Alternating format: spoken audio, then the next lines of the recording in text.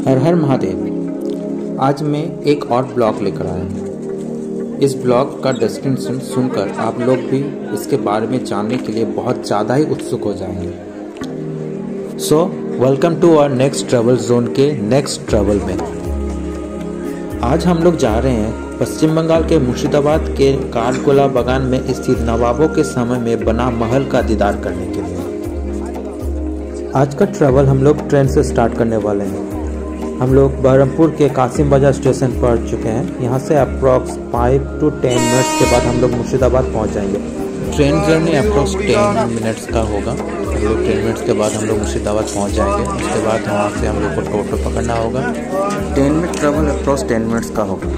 कासिम बाजार से मुर्शिदाबाद जाने में अप्रॉक्स 10 मिनट्स लगता है। उसके बाद हम लोग मुर्शिदाबाद पहुँच जाएंगे। बट उससे पहले रास्ते का नज़ारा देख सकते हैं। ट्रेन से बाहर के नज़ारे बहुत ही खूबसूरत लगता है। अचानक चना वाला सामने आ गया।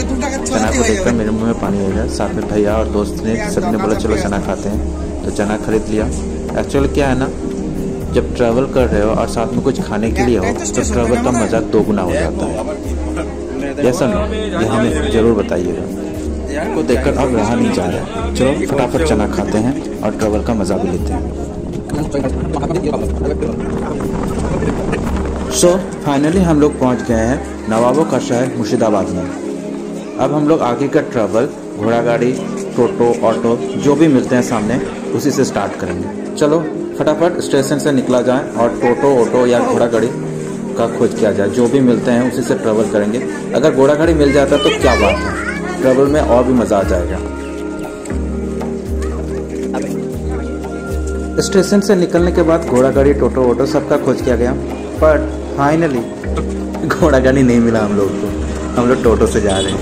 ट्रैवल का मज़ा जितना सोचे थे कि घोड़ा गाड़ी में जाएंगे तो और ज़्यादा मज़ा करेंगे, वो नहीं हुआ। लेकिन चलो कोई बात नहीं, टोटो से जा रहे हैं, अच्छा है।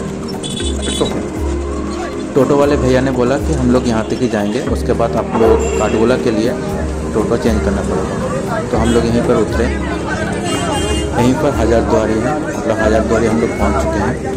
बट हम लोग का डेस्टिनेशन तो काठगोला बागान है, इसलिए हम हजारद्वारी को बाहर से थोड़ा सा देखें। उसके बाद हम लोग दूसरे टोटो का खोज करने लगे और टोटो पकड़कर काठगोला के लिए रवाना। हजारद्वारी से काठगोला जाने में ज़्यादा समय नहीं लगता है। टोटो वाले अंकल ने बोला कि अप्रॉक्स 10 मिनट से 15 मिनट्स लगेगा। उसके बाद हम लोग काठगोला बागान पहुंच जाएंगे। बट काठगोला जाने के समय में रास्ते का नज़ारा बहुत ही खूबसूरत है। इसे देखकर और भी ज़्यादा एक्साइटेड हो रहा था मैं कि कब मैं काठगोला बागान पहुँचूँ और उसको देखूँ। उसके बारे में तो बहुत कुछ सुना है उसको। फाइनली हम लोग काठगोला बागान पहुँच गए हैं। ये रहा हम लोग का काठगोला बागान। वाह, बाहर से तो काठगोला बागान का गेट बहुत ज़्यादा ही खूबसूरत है, अट्रैक्टिव है। चलिए अंदर चलते हैं, उसको देखते हैं।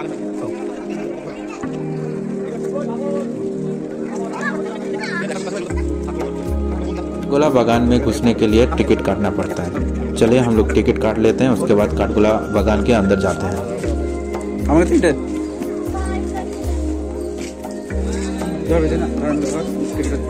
जो टिकट हमने काटा उसे इस अंकल को दिखाना पड़ेगा, नहीं तो हम लोगों को काठगोला का अंदर घुसने भी नहीं देगा। लीजिए अंकल, ये टिकट देखिए, कृपया हम लोगों को अंदर जाने का अनुमति दीजिए।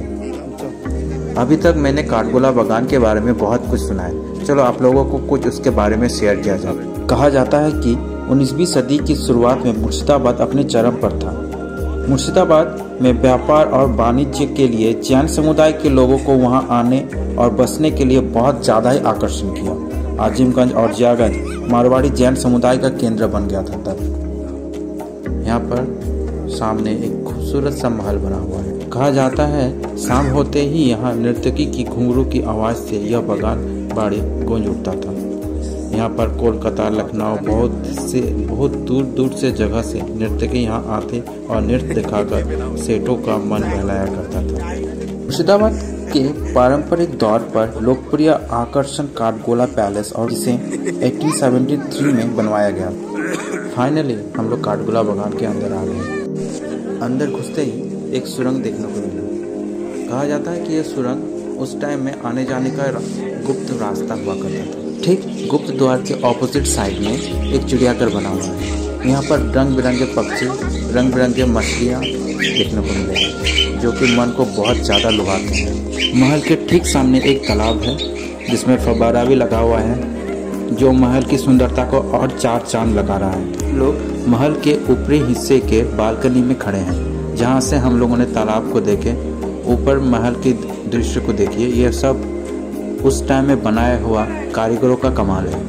जब हम लोग महल के अंदर गए तो महल के अंदर की सुंदरता को देखकर हम सब आश्चर्य हो गए। उस समय के कारीगरों द्वारा बनाए गए कला का कोई जवाब नहीं है। अंदर फोन अलाउ नहीं था, इसलिए अंदर का कुछ भी हम लोग दिखा नहीं पाए। अभी हम लोग महल के छत पर खड़े हैं। यहाँ से महल की सुंदरता देखने लायक है। चारों तरफ पेड़ पौधे से घिरा हुआ यह महल अपने आप में एक खूबसूरत नमूना है।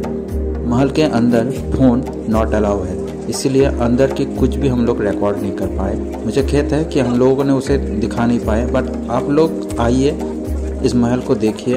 अब जब भी कोई ऐतिहासिक प्रेमी इस महल को देखेगा तो उसकी सुंदरता, उसकी कला को देखकर जरूर सोचने में मजबूर हो जाएगा कि क्या उस टाइम में इतना अच्छा काम। जैसे ही हम लोग महल से निकले, महल के सामने एक बगीचा था जो गुलाबों से सजा हुआ था। विभिन्न प्रकार के रंग बिरंगे गुलाब उस बगीचा की सुंदरता को और बढ़ा रहा था। और ठीक उसके सामने बगीचे के बीचों बीच एक मंदिर है जो जैन मंदिर है। उस टाइम में बनाया हुआ जैन मंदिर देखने में बहुत ज़्यादा ही खूबसूरत है। यह महल कला और वास्तुकला का आदर्श मिश्रण है। यहाँ सच्ची कला के परखी लोगों को दोनों का स्वाद मिलेगा। शाम हो गया, शाम के समय लाइटिंग के वजह से यह महल देखने में और ज़्यादा ही खूबसूरत लग रहा था, मानो यहीं पर रुक जाए, बट नहीं, हम लोग का समय हो गया था। अब हम लोग को निकलना पड़ेगा। जैसे ही हम लोग बाहर निकले, बाहर 2-4 को दुकान लगा हुआ था जिसमें बहुत तरह की चीज़ें बेचे जा रहे थे जो बहुत ज़्यादा ही अट्रैक्टिव था। हम लोगों ने सोचा चलो कुछ खरीदे जाएं, बस खरीद कर निकल जाएंगे। चलिए टाटा बाय बाय। अगर कैसा लगा आप लोगों को ज़रूर कमेंट में बताइएगा। मिलते हैं और नेक्स्ट ट्रैवल जोन के नेक्स्ट ब्लॉग के साथ।